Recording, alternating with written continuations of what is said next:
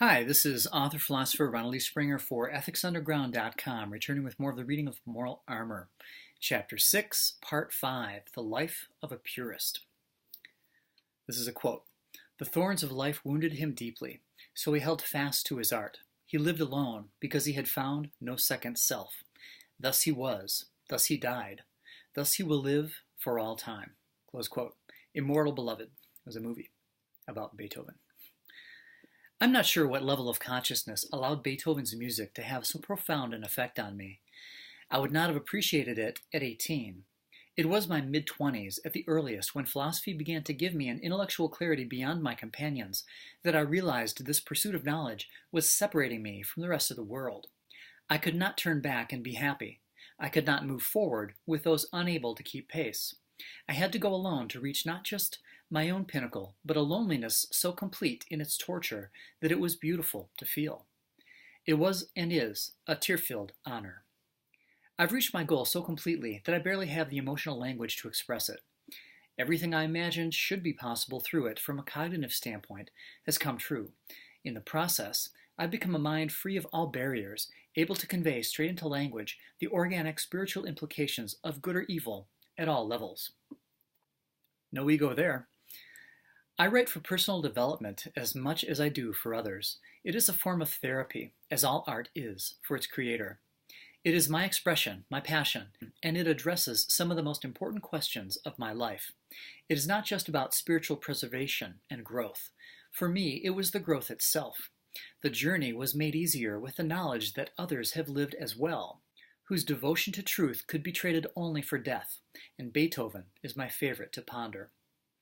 An artist has trouble at times for his unwillingness or inability to face opposition and share the forward vision that would explain his truth. That may come from the futility of past attempts, but regardless, his science is for himself. His passion is the art itself, not its conveyance, its meaning to him, not any meaning it may have for others. He doesn't approach others with malice, so being attacked is unfamiliar. He has no emotional dependencies, so he secures few social connections. Viewed as unsociable, the crowd is against him. Arguing his case is unfamiliar, so he presents his work and must let it speak for itself. He is unbelievably stubborn.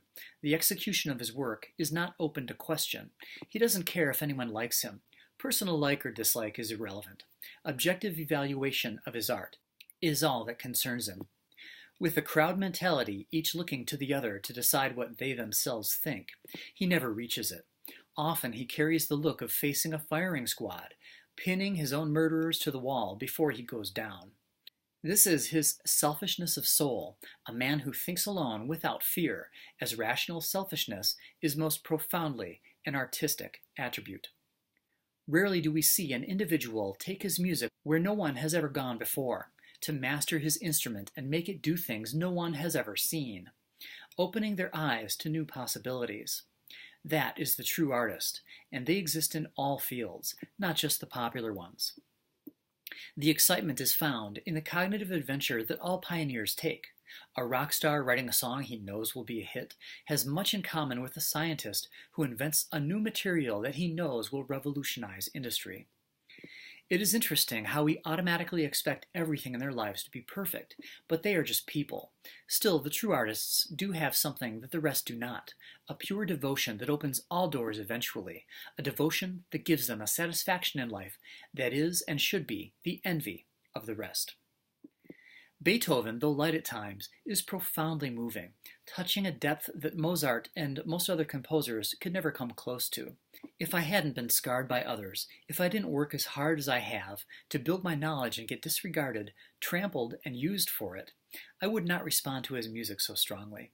Moonlight conveys to me, this is what I've brought to the world, and this is what the world has given me in return. This is how I feel about the response to my gifts thus far. After what he suffered through, that Beethoven could still feel what he had to feel in order to write what he did is astonishing.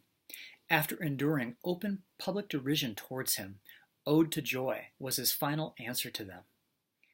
As in Beethoven's case, it is not necessary for a genius to be so distant, but socially, very few people can satisfy a genius's emotional needs. A genius rarely begins life being considered a genius. He begins with a passionate intrigue with this world, and that drives a desire so strong to know everything he can about everything he encounters that he comes to know more about his subjects of interest than anyone else and can take the next steps. Socially, he looks for confirmation of how strongly he feels about living, about discovering, and about the majestic limitlessness of all we can do. That is what he needs the people around him to reflect, and what he rarely finds. They don't have to match his ability, just his unguarded, passionate innocence, and he can tolerate nothing less. If I had the opportunity to go back in time and talk philosophy with Beethoven, I'm pretty sure he would have kicked me out of his office. He would not consider relinquishing authority in any realm he practiced as a human being, even if it were not his specialty. The raw artist is beautiful in function, yet often neglects elements of life that could smooth his path. Lacking this refinement, he often suffers neurotic behavior, relationship dysfunction, money problems, and incommunicability, acting as a barrier to his joy. He is notoriously messy and barely notices it. All passionate valuers work that way. He concentrates on essentials only, on the kernel of his values, and orderly means nothing to him beyond the content of his consciousness. Comfort is not his primary concern, and neither is harmony. All that can wait. Only production matters. The pain of dealing with life's administration is trumped only by the pain of time taken from his endeavors, so outside concerns languish. But mastering these facets and having them flow together would serve his work. The investment would pay great dividends in fresh, bountiful energy over a lifetime. Philosophical and moral clarity would profoundly affect his art, as well as ease his relationships with others. The philosophy one accepts determines what one considers worthy of artistic expression, and surprise, surprise, all the most notable artists in essence have held the same philosophy, the philosophy of the self-made. I have encountered only 4 pure spirits in history thus far: Ayn Rand, Ludwig van Beethoven, Benjamin Franklin, and Bruce Lee, artists to whom no compromise ever clouded their truth. The history of art is a spectrum I'm rather new to, and I'm sure there are purists in all other fields as well. We should all seek those of honest motive as companions, with pure living motivations as primary traits to develop in ourselves. When you can introspect, I sense something wrong in my motive. How can I make my intentions perfectly honest and perfectly clear to myself and to others? When you have the bravery to do this consistently, you will have taken the greatest, most crucial step to correcting and streamlining your psycho-epistemological process, and your romantic experience and vision will begin to grow exponentially. As an artist or not, your living direction will be brought in parallel with the purist. I know that no matter how much I do in life, it will only be so much. No matter where I stop, from that point others will one day carry the work further. I'll enjoy my life and my work much more if I get enough sleep, when I feel properly relaxed and properly rewarded. I take my time now and cherish the action I've devoted my life to.